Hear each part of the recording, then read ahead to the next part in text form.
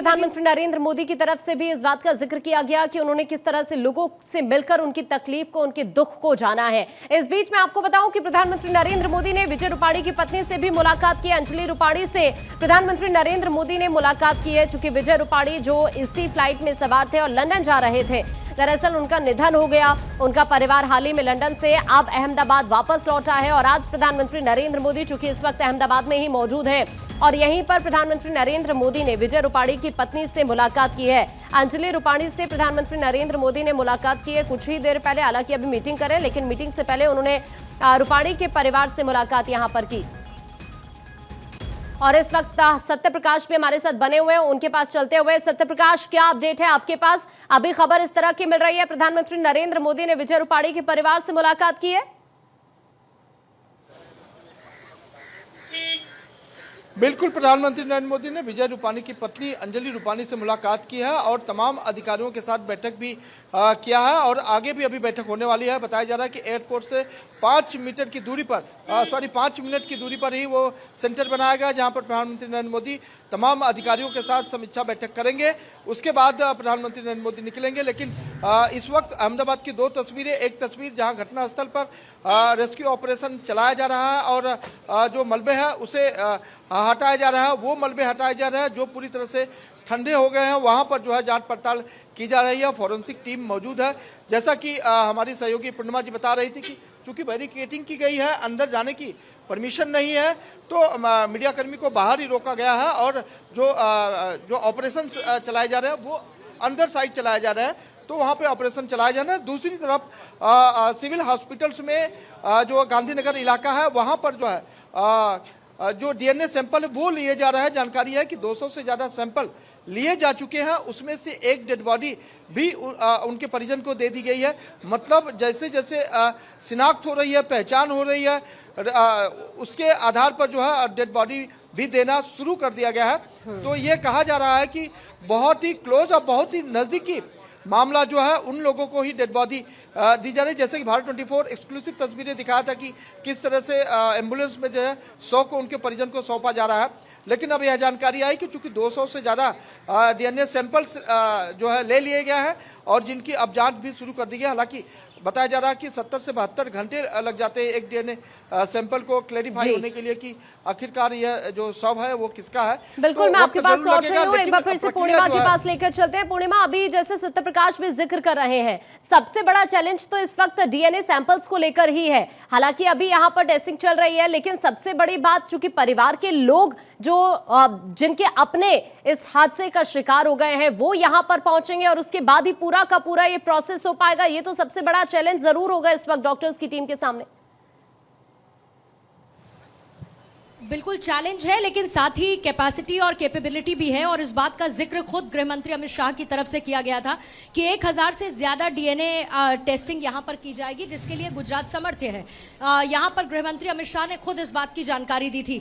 अब क्योंकि सारे परिवारजनों के जो परिजन हैं उनके डीएनए सैंपल्स पहले लेना, और जिस तरीके की तस्वीरें आकांक्षा हमने दिखाई और वो विचलित करने वाली तस्वीरें थी कि कैसे शव शत विक्षत हालत में मिले, किसी का कोई हिस्सा मिला, शरीर का किसी का कोई हिस्सा मिला।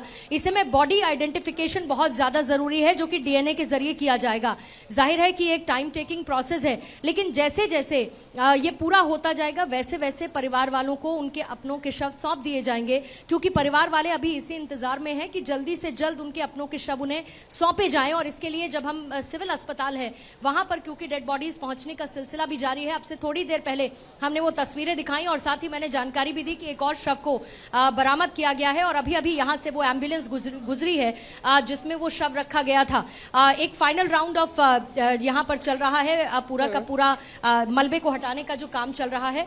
और ऐसे में जरा सामने देखिए तस्वीरें, एक बार फिर से मैं आपको दिखाऊं और आपको वो आकांक्षा तस्वीरें नजर आएंगी और आपको वो टेल एंड नजर आएगा, उस विमान का वो हिस्सा नजर आएगा। आप गौर से इसे देखिएगा, जो लाल हिस्सा आपको नजर आ रहा है, लाल हिस्से के आगे पूरा काला आपको नजर आ रहा है। वापस लौट रही हूँ पूर्णिमा, एक बार दर्शकों को जल्दी से तस्वीरें इस वक्त दिखा रहे हैं। ये देखिए जो तस्वीर तस्वीर हम आपको अभी यहाँ पर दिखा रहे हैं। जो पहली तस्वीर स्क्रीन पर आपको ऊपर नजर आएगी, ये दरअसल यहाँ पर लोगों के जो डीएनए टेस्ट यहाँ पर इस वक्त चूंकि किए जा रहे हैं और जो यहाँ पर परिवार के लोग पहुंच रहे हैं, क्योंकि अभी आप देखिए कि आसपास के इलाकों से लोग नहीं हैं, कुछ अदर कंट्रीज से भी हैं, और ऐसे में सबसे बड़ी चुनौती इस वक्त यही है जैसे जैसे इनके परिवार के लोग यहाँ पर पहुंच रहे हैं, क्योंकि जिस तरह से क्रैश में जो लोग मारे गए हैं, आप सभी की शिनाख्त करना सबसे बड़ी चुनौती जरूर यहाँ पर बना हुआ है। और सबसे बड़ी बात इस वक्त यही निकलकर सामने आ रही है कि जो लोग यहाँ पर पहुंच रहे हैं उनके सैंपल लिए जा रहे हैं और यहाँ पर ये टेस्टिंग इस वक्त चल रही है। एक बार फिर से पूर्णिमा के पास आपको लेकर चलूंगी। पूर्णिमा, आप अपनी बात पूरी करें प्लीज।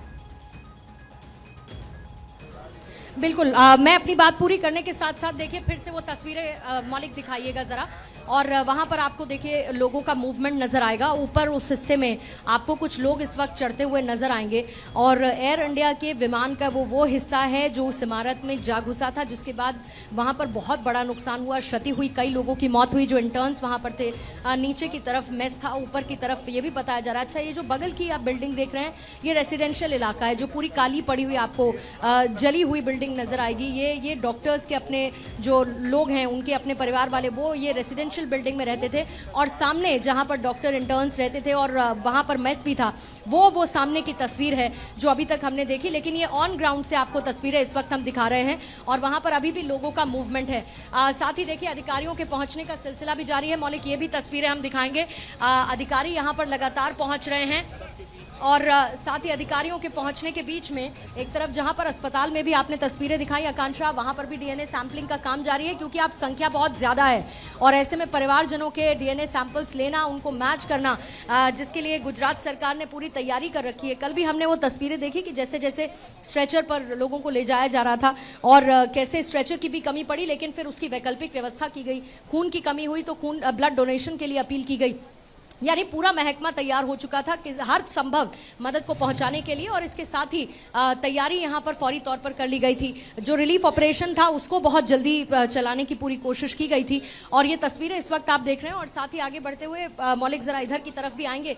यहाँ पर ऐसे बहुत सारे लोग हैं जो कल वहां पर मौजूद रहे, जो यहाँ पर अपनी बातों को, अपनी जानकारी को आकांक्षा बयां कर रहे हैं। लेकिन अभी एक तरफ जहां पर प्रधानमंत्री मोदी की बैठक बहुत महत्वपूर्ण बताई जा रही है, पूरा का पूरा रिव्यू उनकी तरफ से किया जा रहा है, किसी भी तरीके की कोई कमी नहीं रहनी चाहिए, ये प्रधानमंत्री मेक श्योर करना चाहते हैं। और इसीलिए मुझे आपको एक बार रोकना पड़े।